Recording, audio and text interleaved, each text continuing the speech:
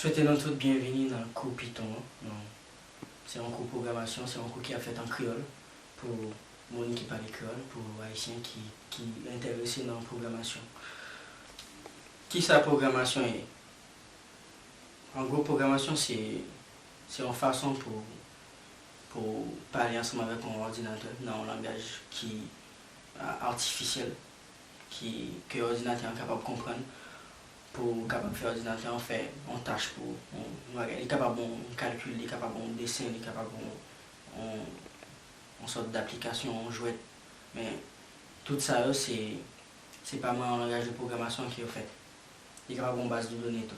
Donc Python c'est un langage c'est un langage qui a été créé en 1989 par un néerlandais qui est Guido van Rossum. Donc il était décidé de faire langage là pour être capable just chill. Non, ma blague. Non, il était fait pour être capable de bien programmer parce que côté de la travail là, le langage il était utilisé. Il pas de permettre de faire ça, il a besoin de faire. Python c'est un langage qui multiparadigme. L'un dit multiparadigme, qui ça veut dire? Ça veut dire c'est un langage qui est impératif, qui est fonctionnel et qui est orienté objet. Ok, au son je te dis que mais ça décide de mon lait. Ah ok, ok. Et c'est un langage qui est libre. Ça veut dire, avec l'argent pour acheter. C'est un langage qui, ça veut dire, comme tu as dit ça, code source libre ouvert. L'aime dit code source libre ouvert, c'est que vous êtes capable de copier. Par exemple, quelqu'un qui a dit ça c'est fait par mieux. Non, c'est un langage qui code source libre ouvert. Comment on est capable d'utiliser Python? En fait, Python, c'est un langage qui est interprété. En fait, Python, c'est un langage qui est interprété. Okay? So, Python, c'est un langage qui est interprété. Vous utilisez en console. Vous avez ça en console. Mais il y a des gens qui l'interprétent tout. Et il y a le top level. En fait, en pile professeur, il y a le top level. Il y a le shell tout. Avec shell là, vous êtes capable d'interagir, ça veut dire. Vous tapez un bail, il y a une bonne réponse. Faire calcul là, par exemple. 36 fois 45. Tout ça c'est dans Python. Plus 31, yeah, tout ça c'est dans Python.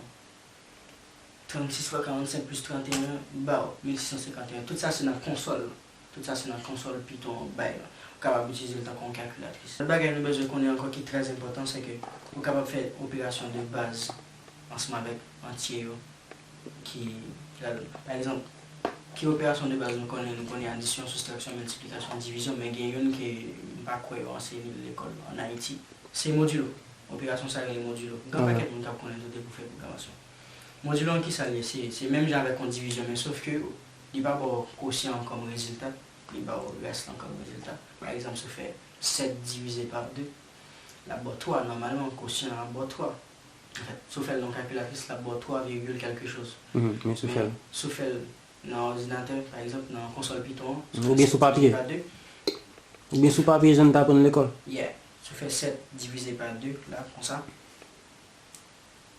Divisé par 2. Il va être 3. Alors qu'il va être exactement 3. So, il juste prend 3, reste dans le mettre le 2. Alors que le modulo lui-même, ça fait 7 divisé par 2. Alors 7 modulo 2. Ça fait 7 modulo 2. Il va être 1. Parce que les films fait 7 divisé par 2, il va être 3. 3 fois 2, 6. Si c'était 2, 7, il restait 1. Donc c'est reste dans le bail. Modulo il reste division. Alors que division euclidienne, genre en français, il va être quotient. Et il faut dire ça, division euclidienne dans tout. Je ne sais pas si c'est pas fait. Songez que division euclidienne, c'est exactement la division qu'on fait à l'école. Là, fait. Et je prends deux chiffres divisés. Ok, premier problème que nous allons essayer de résoudre ensemble, par exemple, qu'il est là. On a dit 11h55. Même si c'est pas 11h55. On a dit que nous avons calculé qui quantité de temps qui est écoulé depuis minuit. Qui quantité de minutes qui est écoulé depuis minuit. So, 11h, dans les françaises, c'est 23 heures de temps. So, on va c'est 23 multiplié par 60. 60 minutes, et quand c'est minutes, on a calculé. Plus 55, bah, il dit 11h55. Il y a 1435, ça veut dire depuis minuit, il y a 1437 minutes qui est écoulées. Après ça, Python, si par exemple vous faites une opération qui n'est pas bonne là pour envoyer un erreur, nous connaissons que on va diviser en quel nombre par 0. Donc Python lui renvoie un erreur. C'est ça que fait, il est vraiment important pour nous toujours lire. Ça Python dit nous, pour nous comprendre l'erreur de faire. Pour ça console dit nous, pas Python, ça console dit nous, pour nous capable comprendre qui est nous fait. Là, regardez là dans l'écran, il baille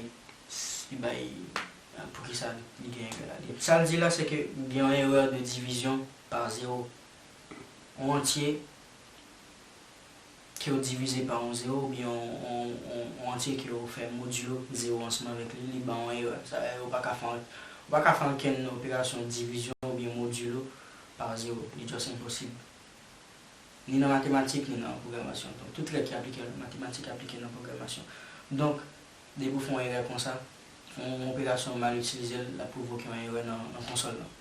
Après ça, il y a de priorité qui gagne dans l'opération. L'ordre de priorité, c'est puissance, multiplication, division modulo. En fait, multiplication, division modulo gagne même ordre de priorité. Mais après puissance là. Après ça, vous gagnez plus et moins qui gagne même ordre de priorité, mais qui après multiplication, division modulo.